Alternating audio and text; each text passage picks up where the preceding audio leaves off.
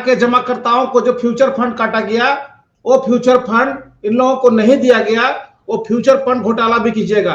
और सबसे बड़ी दुर्भाग्य की बात है कि टीडीएस, जो जमाकर्ता और कार्यकर्ता का जो टीडीएस काट के रख लिया गया, और आज एक एक कार्यकर्ता को टीडीएस ऑफिस से बराबर मैसेज आ रहा कि आपका अकाउंट अटैच कर दिया जाएगा, आपके ऊपर इतना बकाया निकलता है, जबकि वो टीडीएस काट करके सहारा काटा लेकिन उसको इनकम टैक्स के दफ्तर पे पहुंचाया ही नहीं।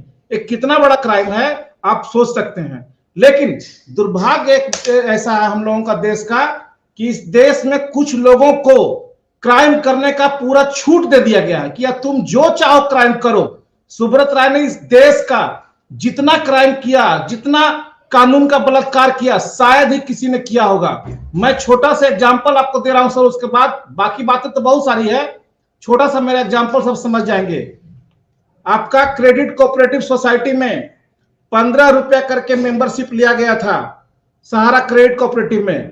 उसमें अनुच्छेद में आता है, नियम के तहत में है, वो भेज दूंगा, मेरे अनुच्छेद याद नहीं आ रहा, हम लोगों ने भी काफी पढ़ा उसके ऊपर में। उसमें साफ लिखा हुआ है कि जितना आप मेंबरशिप के रूप में ले रहे हैं उसका 10 गुना पैसा ही मार्केट से ले सकते हैं। इन्होंने एक तरफ लिख करके दिया है कि पूरे देश से 4 करोड़ लोगों को सहारा क्रेडिट कोऑपरेटिव में 15 रुपया करके मेंबरशिप लिया गया, मतलब 4 करोड़ लोग मेंबर हैं। तो 15 रुपया करके अगर मल्टीप्लाई करते हैं अगर 4 करोड़ लोगों को, तो आता है 6 करोड़। 6 करोड़ का 10 गुना, मैं सॉरी 60 करोड़, 60 करोड़ का 10 गुना 600 करोड़ रुपए मार्केट से ले सकते थे। उससे ज्यादा इनको 1 रुपया लेने का अलाउ नहीं था। जबकि देखा जा रहा है कि खुद ही लिख के दे रहे हैं कि सहारा क्रेडिट कोऑपरेटिव में 35,000 से करोड़ रुपए से ज्यादा पैसा लिए हैं, खुद लिख करके दे रहे हैं। और खुद वो अनुच्छेद में लिखा हुआ, मैं आपको भेज दूंगा, क्योंकि हम लोग अभी 18,000 पन्नों का जो निकाले हैं उसमें हम लोग बहुत पढ़ रहे हैं। उसमें साफ लिखा हुआ है कि जितना आप मेंबर बनाते हो, जितना मेंबरशिप का पैसा आता है, उससे आप 10 गुना पैसा ही ले सकते हो मार्केट से। 600 करोड़ की जगह आपने 35,000 करोड़ रुपया कैसे ले लिया? एक क्राइम नहीं तो क्या है? कितना क्राइम किए। और दुर्भाग्य इस देश का ऐसा है कि इस तरह के कानून का बलात्कारी लोगों को सरेआम माला पहनाया जाता है, इनको सम्मान किया जाता है, और ऐसे लोगों को जेल में होना चाहिए था, वैसे लोग बाहर घुमा करते हैं। तो आज के लिए मैं ज्यादा नहीं कहना चाहता, चूंकि इस देश में राष्ट्रवाद और धर्मवाद यही तो चल रहा है, और इसके नाम पर जो जितना चाहे क्राइम कर सकता है, उसको पूरा छूट है। उसके खिलाफ अगर कोई बोलने के लिए गया तो वो संजय सिंह के जैसा दोषी हो जाता है, उनको जेल में डाल दिया जाता है। इस तरह का ही घटना हो रहा है। बाकी बात मैं कुछ बोलना नहीं चाहूंगा, बाकी लोगों को बोलने का मौका दीजिए। ठीक है अभय जी, बात आज आप बोलें या आपका दूसरे दिन के लिए रखें?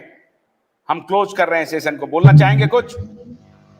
जैसी इच्छा बॉस, हम अपनी बात बोलिए, एक 2 मिनट बोल लीजिए, आप भी बोल लीजिए।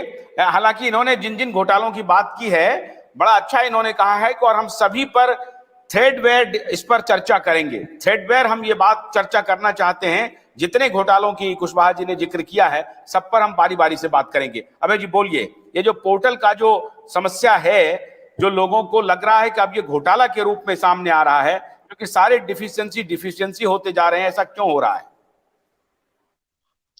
आशुतोष सर नमस्कार आपको। मैं 2 शब्दों का इस्तेमाल करूं तो एक शब्द है थेथर, थेथर शब्द है, और एक शब्द है कि बैठू तेरी गोद में उखाड़ू तेरी दाढ़ी। ये 2 है, प्रचलित बहुत है। तो दोनों आज के डेट में कुछ सुब्रत राय और कुछ ऐसे लोग जो आंदोलन को डाइवर्ट कर दिए, और आज वो स्थिति को डाइवर्टिंग स्थिति में सिर्फ इस बात का इंतजार कर रहे हैं कि ये पोर्टल गलत हो गया। पोर्टल तो आंदोलन ने बहुत पहले कह दिया था गलत हो गया। पोर्टल ने शुरुआती दौर पे जब सहारा प्रबंधन तंत्र ने इस बात को कहा कि हमारे लोग वहां पहुंचेंगे, और उन्होंने अमित शाह के सामने उनके लोग बैठे, आंदोलन के लोग नहीं बैठे, तो पोर्टल तो उसी तरह गलत था। जब आंदोलन ने यह साबित किया कि आंदोलन में सरकार को झुकाया जा सकता है, सरकार को पोर्टल का विरोध कर देना चाहता है, तो पोर्टल का विरोध की जगह समर्थन हो गया। देश के लोग उसको जान रहे हैं। पोर्टल में जिम्मेदार कौन है यह बात बहुत अच्छी तरीके से मालूम है। अगर हम सभी लोगों ने सरकार के उस फैसले का विरोध कर दिया होता तो आज देश में जितने लोग हैं जो इस तरह की पीड़ा से ग्रसित हो रहे हैं, परेशान हो रहे हैं, तो शायद उनसे पीड़ा से दो चार ना होता और मजबूरी में भारत की सरकार को उन सभी आंदोलनकारियों को बैठा के पूछना पड़ता कि बताइए ना रास्ता क्या है।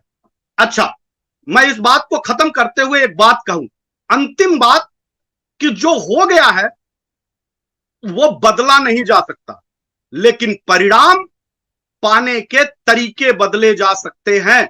अभी अब तक पीछे के बहुत सारी बातों पे लोगों ने वही फिल्म और वही पिक्चर रिपीट करी है, वही रीटेक कर रहे हैं, लेकिन आगे क्या होगा इस पे किसी का ध्यान नहीं है, किसी की चर्चा नहीं है कि जो व्यक्ति आज पाली से बोलता हुआ मिला, वो मेरे पास भी वीडियो आया, ऑडियो आया, देश भर के लोगों के पास भी है, कि वो बंदा शाम को मरेगा कि सुबह, आज रहेगा कि कल, ऐसे लाखों लोगों की हालात हैं।